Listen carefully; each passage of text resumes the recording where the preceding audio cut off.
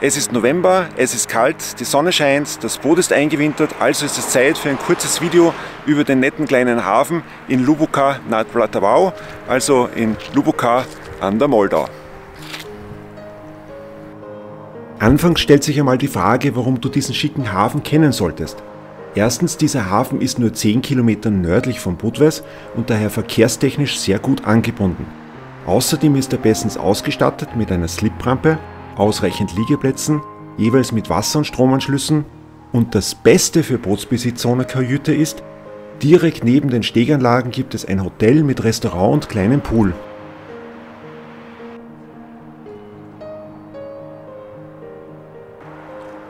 Außerdem ist das gleichnamige Schloss Luboka direkt hinter dem Hafen auf dem Hügel. Auch das Freibad liegt praktisch ums Eck und so steht der sportlichen Abkühlung im Wasser nichts mehr im Wege. Nun aber wieder zum Hafen selbst. Der öffentliche Hafen von Luboka an der Moldau ist Staatseigentum und wird von der Wasserstraßendirektion der Tschechischen Republik verwaltet. Der Hafen befindet sich ca. 10 Kilometer nördlich von Budweis.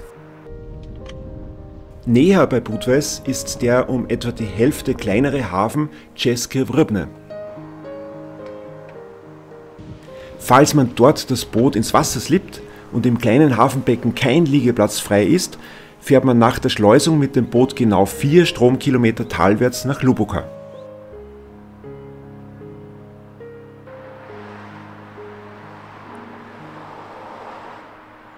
Schauen wir uns einmal den Lageplan vom öffentlichen Hafen Luboka an der Moldau genauer an.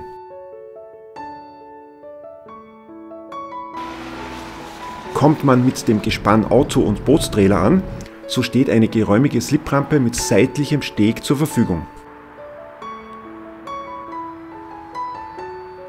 Der Trailer wird auf einem eigenen Parkplatz ca. 1 Kilometer entfernt abgestellt. Steuert man den Hafen am Wasserweg an, dann fährt man durch die anhebbare Fußgängerbrücke. Die aktuelle Durchfahrtshöhe wird digital angezeigt, 2,5 Meter lichte Höhe stehen immer zur Verfügung. Danach teilt die Insel in der Mitte das Hafenbecken in den bergseitigen Teil für die kleineren Boote sowie den Anmeldesteg vorm Kapitanat und den talseitigen Teil für größere Boote und Gäste.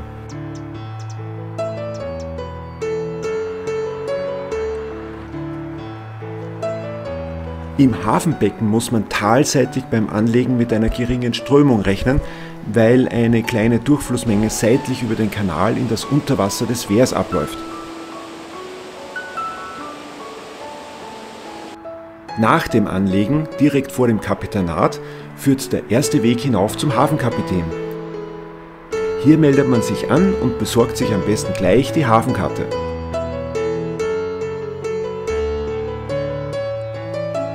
In Tschechien gibt es überall in den Häfen und bei sonstigen Anlegestellen die standardisierten Anschlussterminals. Diese können mit der sogenannten Hafenkarte benutzt werden, also ein recht praktisches, preis- und empfehlenswertes System. Dazu geht man auf die Homepage, der Link ist unten in der Beschreibung, und wählt zuerst die Wasserstraße und dann den Hafen aus. Hier gelangt man auf einen Übersichtsplan und es werden die freien Plätze angezeigt. Jetzt im Dezember darf es nicht überraschen, dass fast alles frei ist. Aktuell ist nur ein Platz belegt, das sehen wir hier. Übrigens, bis zu 4 Stunden Liegedauer sind die Gästeplätze frei.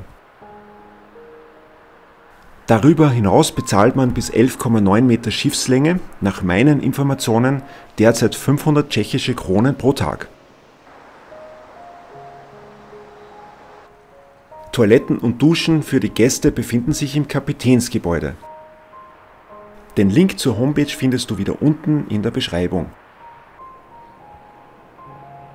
Für die Versorgung des Bootes mit Wasser, Strom bzw. zum Abpumpen von Grau- und Schwarzwasser steht eine Servicestation zur Verfügung. Zur Mülltrennung benutzt man die entsprechenden Container. Ein besonderer Vorteil dieses Hafens ist, dass es gleich nebenan ein Hotel gibt, falls man keine Kabine am Boot hat oder gerne geräumiger mit mehr Luxus übernachten möchte. Die preiswerten Hotelzimmer gibt es mit Frühstück und während der Saison ist das Restaurant geöffnet. Auch sehr interessant ist, dass direkt neben dem Hafenbecken ein Freibad für Schwimmspaß sorgt und so auch die wassersportliche Seite perfekt ergänzt wird. Ein Blick in die Hafenordnung verrät, dass das Schwimmen im Hafenbecken nicht erlaubt ist. Für alle Stand-Up-Paddler empfehle ich auch jedenfalls das SUP mitzunehmen. Das Oberwasser der Moldau ist bestens dafür geeignet.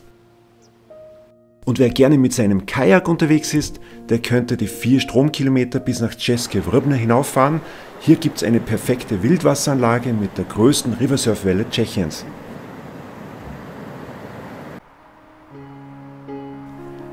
Also, je länger ich hier für dieses Video über diesen ausgezeichneten Hafen schwärme, desto dringender würde ich mit meinem Boot von Österreich aus losfahren, aber jetzt ist bei uns gerade Winter. Zum Zeitpunkt dieser Videoerstellung ist es Anfang Dezember 2023 und draußen hat es gerade mal -11 Grad. Also heißt es vorerst einmal abwarten, bis der Frühling wieder da ist. Und außerdem, der Hafen öffnet ohnehin erst wieder ab dem 1. April und ist bis zum 31. Oktober durchgängig in Betrieb. Die Schleusen auf der Moldau sind vom 1. Mai bis zum 30. September geöffnet. Falls du auch so begeistert bist von diesem schicken Hafen Luboka, dann schreib mir das in den Kommentaren. Und über ein Like und ein Abo freue ich mich natürlich auch sehr. Also dann, vielleicht bist du ja auch bald mit deinem Boot in Luboka an der Moldau.